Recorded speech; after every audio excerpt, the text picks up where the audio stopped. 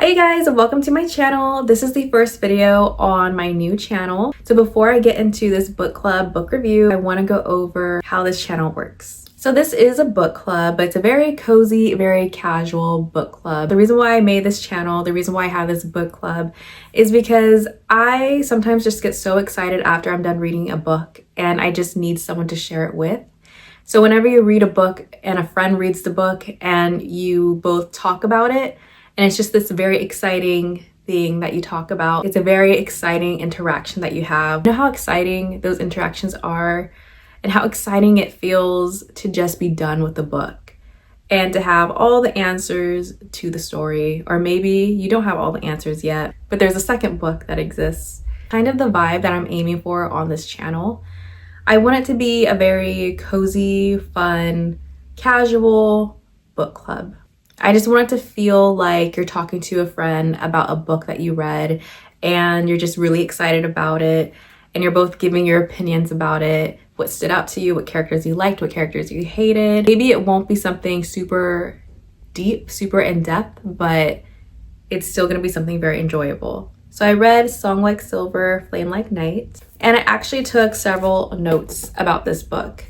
I read this book within a month. It took me about a month. I wasn't reading it every single day, but it did take me about a month to read it. And I took notes here in my Sailor Moon notebook. So this is the first book that I read for 2026.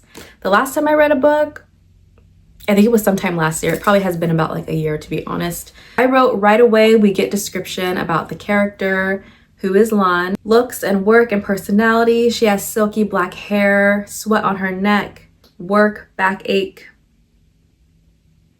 sweats, troublemaker personality, a question mark. So as the story begins, we're introduced to Lan's home and how it has been taken over by colonizers, also known as the Elantians. Lan goes to Old Way's shop in hope to find something that she's looking for. He brings out a scroll with a sketch on it. But once again, it's not exactly what Lan's looking for. Elantian soldiers make their appearance through Old Way's shop windows. As she leaves, one of them grabs her wrist. Thankfully, she manages to get away. That was such a scary part because it's one of the first introductions that we get to these Elantian soldiers. Very terrifying. The shop is later found in ruins along with Old Way being dead. We finally get to the tea house where Lan is a song girl. I just finished the book yesterday and reading through all of this, I'm just like excited about it again. That's Hin and another who just so happens to be the one who grabbed her wrist. During chapter 3, you could feel the rise of emotions and thoughts that Lan experiences. Even from the start of the chapter, the vibe is a little chaotic with her being late, not going to rehearsals and getting ready for the show. Lan decides to make a run for it because she gets the feeling that the soldier wants to pay her. Just as he gets close to doing so, he and Madame Ming are there. And we also get to see a little bit of like her with the rest of the song girls.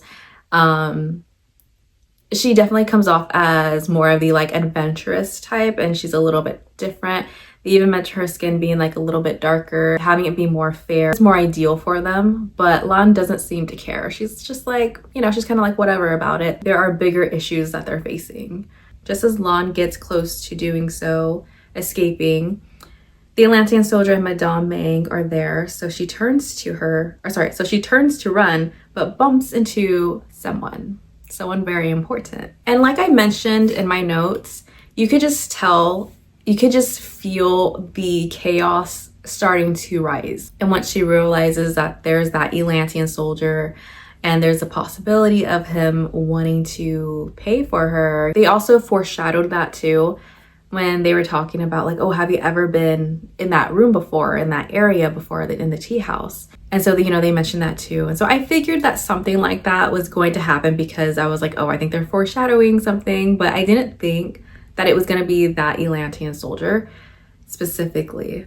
It's Zen, the Hin Elantian. He asks her questions about the scroll and Old Way. She even asks him to buy her out of her contract because she's so scared. And like Lan, I noticed throughout the book, when there's something, like when she has to do something, she does it. Even if it's like her, maybe she normally wouldn't be like, oh, please, like, buy out my contract. She was so scared that she is willing to do that. As the soldier appears, she has a flashback of her mother.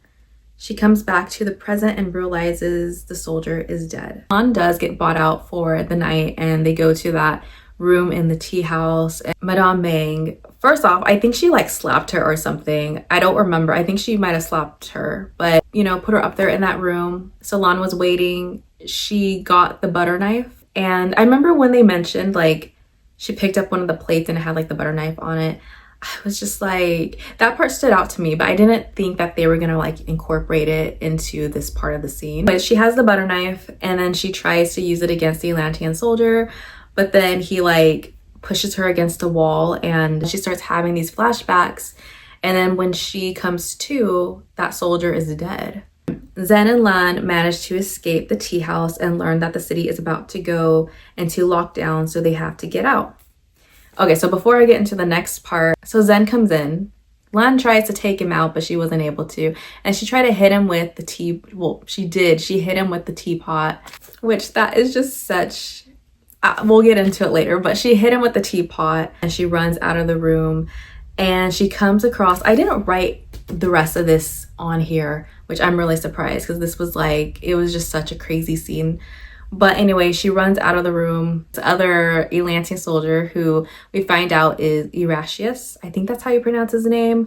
So he is a magician, or what they call a magician. And so he's able to use metal as, you know, his power. He winds up trying to get Lan. And I think he does manage to get her. Her friend, I believe, tells him to stop and to let her go. And then he winds up killing her. So and then Lan's whole world, you know, it just starts to fall apart even more than it already had because of these Atlantean soldiers. But eventually her and Zen are out the window. Oh, but before that, Madame Meng, she gets, I believe she was like sliced in half. I don't know. I just remember being like, oh my goodness, what is going on in this book? It's a very, very crazy first few chapters of this book. So Zen is able to somewhat transport them until something happens and they fall out of the sky. Face to face with Atlantean magician, he awakens part of Lan that was locked away. So at that point in the book, I didn't really understand how things worked exactly. But yeah, I didn't really understand this part because eventually they're like falling out of the sky. This is after the tea house, but they're like falling out of the sky because they almost made like a break for it to get out of the kingdom. And then suddenly they're like, I think in the middle of the ocean or something, and there's like Atlantean soldiers, and then Erasmus is there, and he winds up putting metal into Lan's scar. And so it's like this silver molten, it's kind of like that, kind of looks like that. So she notices her scar looks different. She describes it as, page 89, injected molten silver into her veins and scar. Yikes. So Zen fills her in on the world, like what she is, being a practitioner, stuff like that. She believed that the world that he talks about was only true through story. She didn't think that, she thought it was just like a myth, you know. She didn't think it was like something that actually was something that was going on in the world today. They also plan to make their way to Central Plains. Lan has a dream of her mother. She gives her instruction of where to go. Zen continues to tend to Lan's scar to keep it from spreading. It wears him out, so he's resting. Lan goes to get water, but while doing that, she spots the Atlantean soldiers and they go after her. Yeah, they weren't even supposed to be there. They thought it was impossible. So it just goes to show how determined they are to conquer all these different lands and to get Lan. But yeah, during that time though, they come across like a demon, but it's not as powerful. But that's like one of Lan's first introductions, I think, to seeing a demon in person. Kind of wink wink. Yeah, we get these slow moments in the Central Plains between Zen and Lan. You know, we're learning as she's learning.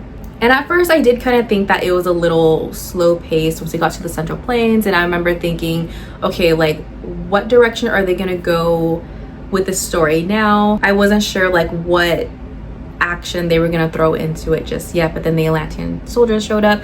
But even though I said that like it felt kind of like slow paced when they were in the Central Plains, I think that it was okay though. I think it was like a decent pace that they were going at with the story during that part of the book, because we were also like, we just had all that action in the beginning, and then they just kind of slowed it down, gave us a little bit of a break, gave us a little bit of an introduction to a world like Lan is receiving, and then the training that she receives with Zen, you know, just focusing, right? Basically meditation. So it's not like a super intense physical training, but more of in the mind and her energy. So Zen tells Lan that he can get a gate seal to get them to where the rivers flow and lo, the sky's end. Sorry, my writing is just not the best, especially like I was so excited. I was like writing all this stuff out, taking notes. So my writing's kind of everywhere. But he was telling her that he can make a gate seal to get them to sky's end. As they reach their destination, Lan begins bleeding. It turns out that a metal arrow hit her side. Zen used up even more energy and was relying on Lan to help him up the stairs, because there's a lot of stairs, but now both of them aren't in best shape. Zen allows something dark and deep within him to lend him strength and carry Lan. They make it up the stairs. I can tell it'll become a problem later. Yeah, as a little side note, I left and I was right. It did become a problem later on. So we can just see here and there throughout the story that there's a little bit of an issue, a little bit of a secret that Zen has. Lan begins her training. Some teachers are very strict, like having to write an impossible amount from the classics. I did not like that teacher at all. He was so annoying.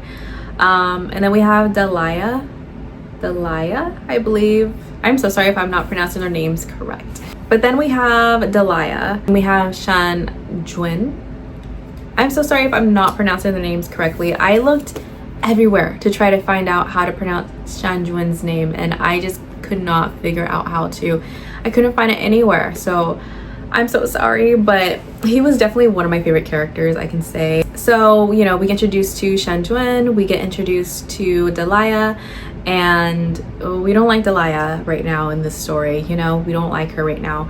She's very annoying. You know, she's missing her arm, we noticed that. She's missing her eye, we noticed that. And she doesn't like Zen, so, you know, we're paying attention to that. She and Lan just like go at it right away, and I'm just like, to both of them, I'm just like, calm down.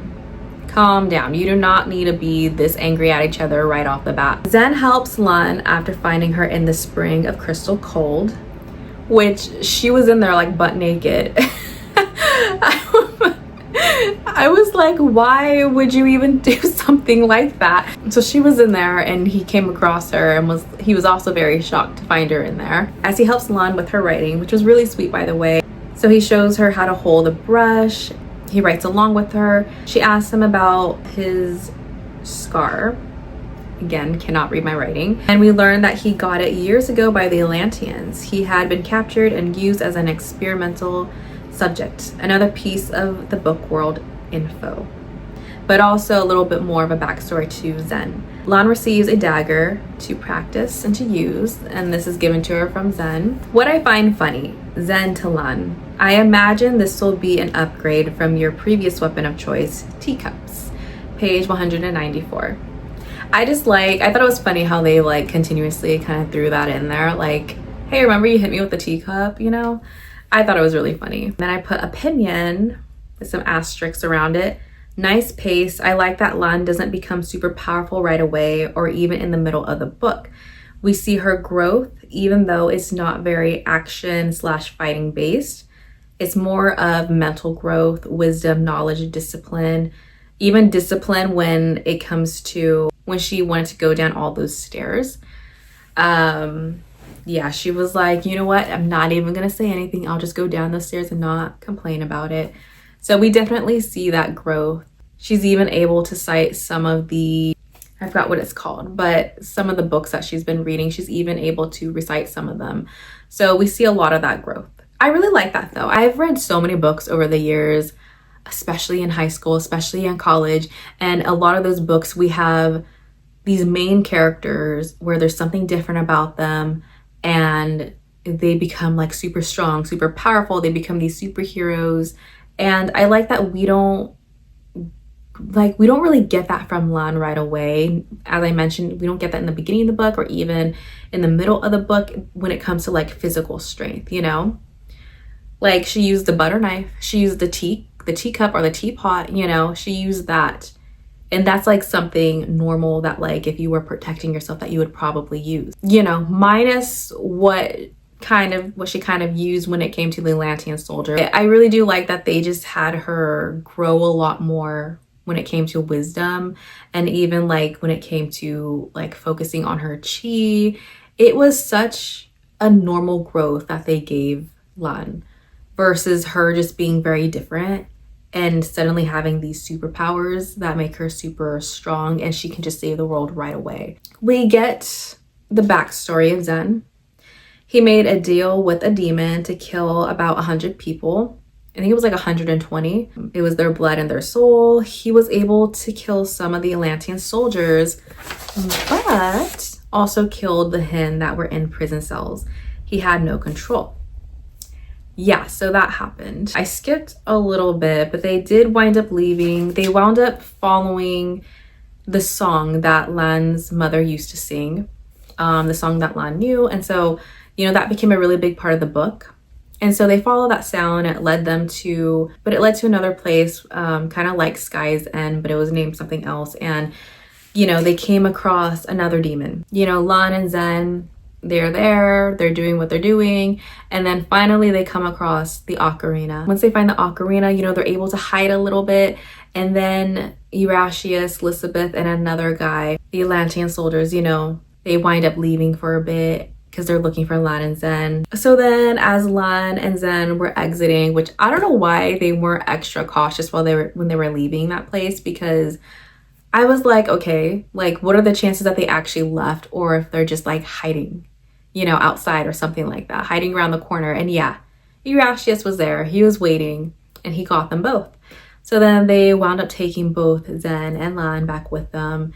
And that's when I forgot exactly where it was, but they brought them to where they had other hen in these prison cells. And so Erasmus was trying to inject Zen with metal, I believe, like metal pins or something. Lan had to give him some information. You know, some was true, some was not.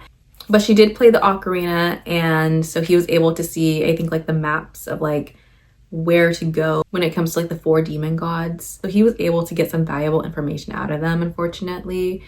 But Zen did wind up having his demon take over a bit, and so like he couldn't really remember anything. But yeah, when he killed the Atlanteans, I was like, oh my gosh, wow. But then when he killed the hen, I was like, oh my gosh. I was like, there's no coming back from that. Those are his own people, and like he didn't have control, but still, you know. So I was like, there's no coming back from that. Erasmus made it out alive. Oh my gosh. And we discover his goal, his true goal, which is to gain the power of the 4 demon gods. Apparently he'd been practicing controlling demons, which I was like, him taking full control of one of the 4 demon gods didn't seem believable, just because, you know, they're the 4 demon gods for a reason, right? So to me, I was like, oh, at that point of the story, I was like, I don't know if that's believable. Delia lost her arm and eye to Zen's demon. So to me, when I found that information out, I was like, okay, she has a very good reason as to why she doesn't like Zen, as to why she's trying to get him expelled from the school. Could you imagine losing an arm and an eye and him still being able to be there? Like, I would be mad too.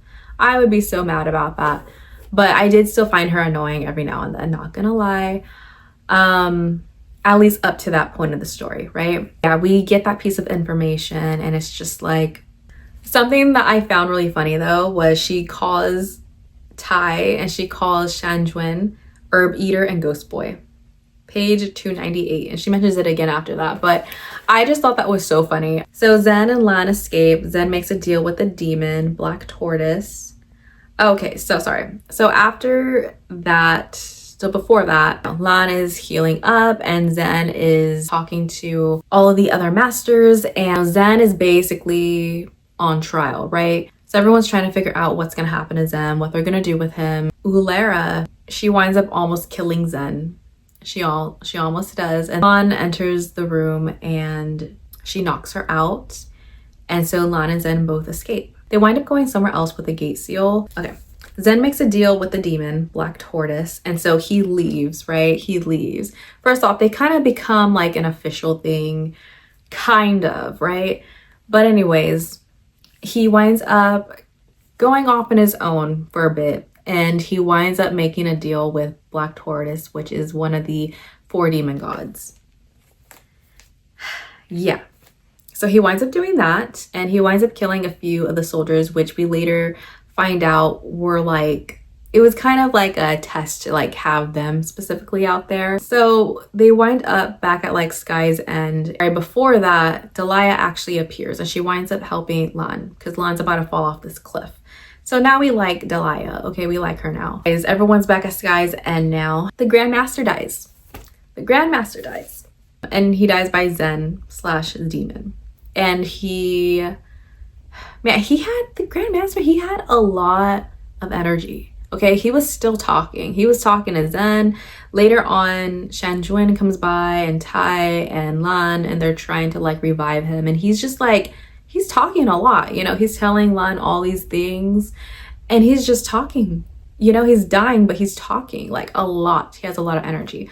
One of the things that he tells Lan, he calls her my child. And when that happens, I'm like, does he call everyone my child? Is that a thing? But then Lan is also confused, okay? I'm confused, Lan's confused, and we're both just like, my child. Is that her father? There's a possibility of that being her father. She also mentioned that he was still fairly young as well, and so, I don't know. We just got like so much info towards the end of the book though, and I was like, okay, this is great. This is a lot of information, okay? But for some reason, I didn't think that it was a duology. I thought it was a standalone book. Yeah, I thought it was a standalone book for some reason, but then it just kept going. And I was like, wait a minute, you know, we're getting all this new information. I'm like, wait, how are we gonna like I feel like that's a good piece of information, but I think we would need a second book now. And it turns out, yeah, there's a second book. So then we find out that there's a silver dragon within Lan. You know, I actually didn't see that coming. I didn't see that coming. Song is silver, flame like night. I didn't see that coming though. I really didn't. It makes sense now. Oh yeah, and so then we get to the part of the story where Zen's demon starts to choke Lan. You know, it's in Zen's body, but it's choking Lan. Oh my gosh. And then I left this part out, but he literally, there's this, oh, I don't know what part of the book it is. It's towards the very end. But he says something to Lan, and Lan thinks that like it's Zen, you know, not Zen's demon. She thinks it's actually Zen saying it. And then he goes and like he grabs, she says he puts his fingers within her skirt and like pulls at it. Oh my gosh, that was terrible. I hated that part so much. Oh my gosh, oh, that part was so scary. Lan and Zen have had their back and forth towards the end of the book talking about what's right and what's wrong. And what I love is that Lan is like, she's basically like, okay, I can't be by your side. I can't be by your side. I can't support you. You're doing these things. And I really liked that about Lan too, that she was just like, yeah, no, I like you, but not enough to like be by your side while you're doing all these crazy things. I like that they didn't just make her be like, oh, but I still love you, so I'll still follow you. You know, I like that they didn't make her like that. Like, obviously she's probably torn within, but they let her make the smart decision of, okay, I like you, but you're not doing what's right, so I gotta step away and do what's right. And then I get to like the very end of my notes, which I actually realized there's still a lot that I didn't even talk about. So Lan winds up stabbing Zen. Guys, this was crazy, okay? And at this point, I was still thinking, oh, there's just one book. So I was like, oh my gosh, he's gone. Like, she actually did this. But then I found out there's book 2, and I was like, oh. Lan winds up stabbing Zen, and then Shanjuan,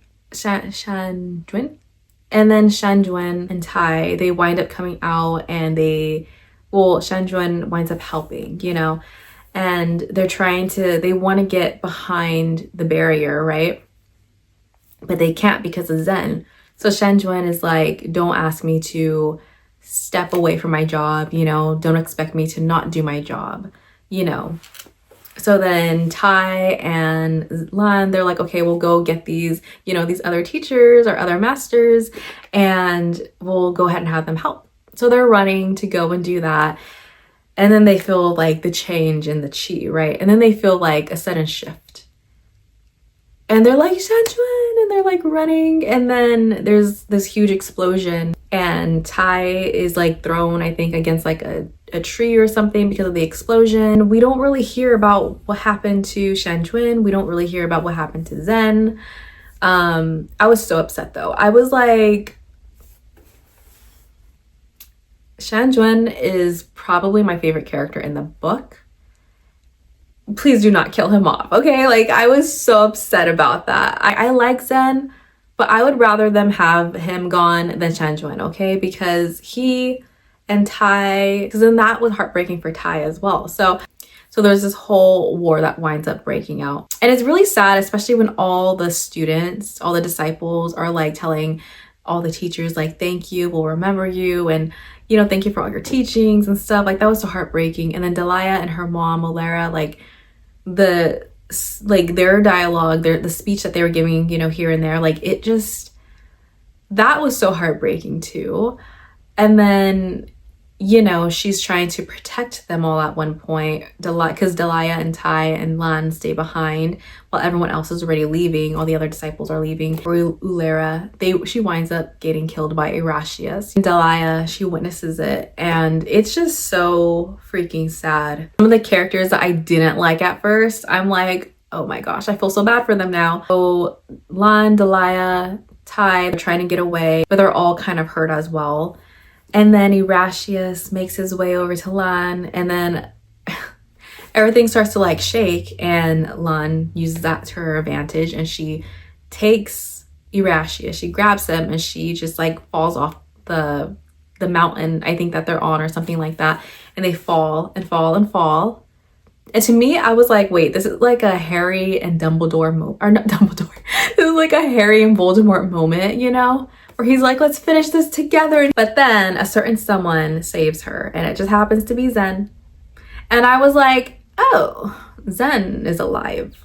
Shanjuan, where's he? Where's he at? Where is he? Yeah, Zen was alive, or at least kind of alive. She mentioned that he was like really pale, I think. So then he winds up saving her, and Erashius keeps falling. And I was so happy about that. But then we learn when we get to, I think the next chapter, it's Elizabeth, right? And I'm like, does this still seem like they're winning? You know, why does this chapter still seem like, it's only like 3 pages, I think. But I was like, why does it feel like the Atlanteans are still winning? You know, we're almost done with the book. There's literally like 1 or 2 chapters left, and then an epilogue. So where are we going with this? Again, I only thought it was a standalone book. I didn't think it was a duology. Then they mentioned Erashius is still alive. I wanted to tear this apart, you guys. I was so upset. What do you mean he's still alive? What do you mean? I know he was wearing armor, but come on now. Honestly, I was so done with Erashius, you know, like who would even like him, right? But I was so done with his character. And I felt like the death would have been like, I don't know how they're gonna be able to top that death. You know what I mean? Like, I feel like it was like a perfect moment to like really kill his character off. And when Elizabeth was like, is he still, you know, is he alive? And they're like, yeah. Oh my gosh. I was so mad. I was so upset about that. And so I would have rather have him be gone and then just have Elizabeth step in. So that's like a new character that we just continue to hate, because we already don't like her, but now we really don't like her even more, you know? Oh my gosh. So now there's a second book that I have to read.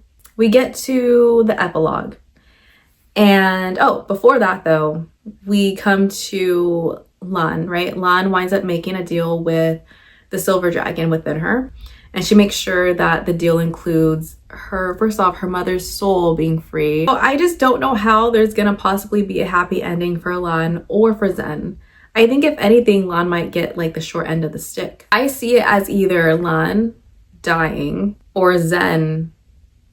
I don't know. I feel like Zen was so close to it already that it would wind up being Lan or something. I don't know.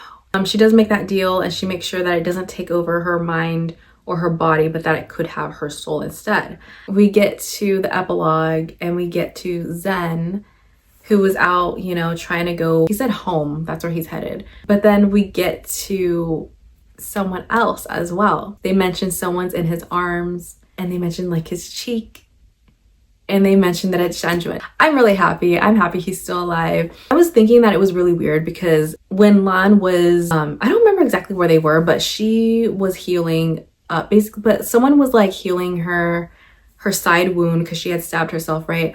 And so during that, she was mentioning how like she let down so many people, you know, her friends, her mom, and then she finishes her sentence, right? There's a period, and then she starts a whole other sentence where she's like, and even like Shanjuan, like he should be right here, you know, with his like bowl of nasty concoctions that he gives her, right? And I'm like, well, that's strange, right? Like she didn't mention that he's dead, that, you know, she just mentioned that like he should be there. And it's a whole other, like he's mentioned in a different sentence compared to everyone else who had already passed, right? When we get to Tai in the last chapter, he mentions how, I think it's the last chapter, he mentions how he can't even feel Shanjuan's energy, like he can't feel him after death. So he can't find him at all, right? Tai better stay alive too, because they need to have their happily ever after. Someone has to have their happily ever after, because I don't think it's gonna be Lan and Zen. I really don't think so. So I had such great time reading Song of Silver, Flame Like Night. I don't know when I'm gonna read the second book because I have some other books that I really want to read as well. The thing that I noticed about the book though was that towards the very end of the book, I started to understand Lan's personality a lot more. Like I feel like we saw a lot more of her personality, even more of her strengths, and you know, I think that makes sense too, because she's really coming into her own with this new responsibility that she has, right? And everything that she's been through up to this point. And so now we're starting to see a whole other side of her, more of her personality. There's more of a, I don't know, I feel like it's just more, there's more to her personality. I just feel that way. I don't know exactly what, I just feel like that's just how I felt when I was getting towards the end of the book. This was actually my first book that I read in a really, really long time, you guys. And so it was really hard to get myself to focus. Sometimes I would read out loud and I was like, oh my gosh, I was slow at reading, you know? Like I started realizing how slow I was at reading and how I just couldn't focus at times. But, you know, I finished reading finally. It took me about a month. Again, I wasn't reading every single day, but it took me about the entire month of January. So I finally finished it. And I can't wait to read a new book, another book, and then do a book review on that as well. Thank you so much, you guys, for watching. Leave your comments about like what you thought about the book too, because this is a book club. So if you've read this book, let me know what you think about the characters, the story. But yeah, so that's it for this book club. Thank you so much, you guys, for tuning in, and I'll see you in the next book club. Bye.